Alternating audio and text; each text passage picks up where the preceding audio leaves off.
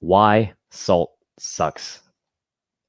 This may be misleading. This whole presentation may be misleading, but I'm going to talk about why salt actually doesn't suck and which type actually sucks, because it's not that simple. I'm pretty sure you all have heard this term is to eat less sodium.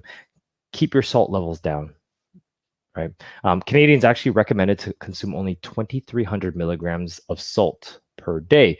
And you'll see it on a lot of packaging, in a lot of marketing. They'll always say low sodium, low salt. And there is actually research that excessive salt intake has health risks, and things like, you know, your heart rate increases. Blood pressure is also an issue with salt, but also there's also research that says low sodium intake can actually cause other unintended health risks. Things like insulin resistance. People could actually get diabetes from not having enough sodium. And I'll tell you exactly the type, what actually is missing. There's metabolic syndrome. Your cardiovascular health may be affected for excessive low sodium intake. Sometimes even cognition, thinking. You need salt to think. And you'll also have appetite issues. Like, who here is a salty eater? Like, who wants salt? Who craves salt versus sugar? Because they find that when you actually crave salt, you actually crave minerals. And that's actually what people lack. It's proper sodium and potassium balance. Because what ends up happening is when you have too much sodium and you're not giving it a better the proper ratio of potassium, that's when you run into issues. And so you need, part of it is not just decreasing the amount of salt, but also getting the right minerals like potassium. So this is a little bit misleading sometimes, but you actually do need salt. And the salt, and I'll give you my story. When I'm actually fasting and I'm feeling hungry, I'll actually consume some salt water. I'll sprinkle salt into water, half a teaspoon of salt into water, no extra calories, and it's packed with minerals, and I feel satiated. I feel full. I don't have to eat when I do that. And it's a little trick that I do when I do longer term fasts, like 36 plus hours. And sometimes when I feel lightheaded, fixes that issue without any extra calories. So there's a little trick for you when you're fasting to address your hunger pangs. But what typically is the biggest issue is in things like table salt. It's usually 99% sodium chloride. That's just normal salt. And the last 1% is actually filled with anti-caking agents. So this is the stuff that prevents it from caking so that it can flow out of boxes. It acts as a preservative, so it flows easier, right?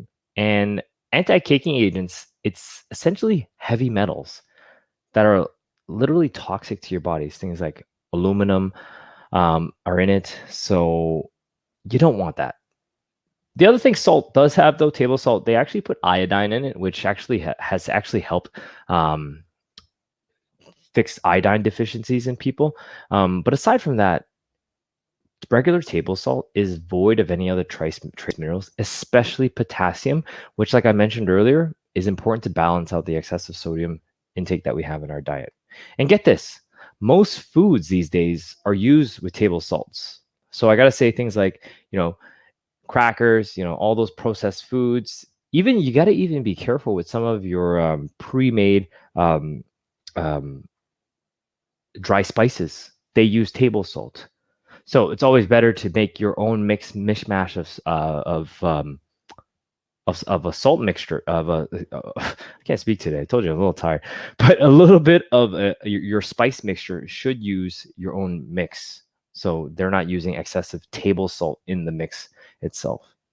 So that's what table salt is. There's also things like kosher salt.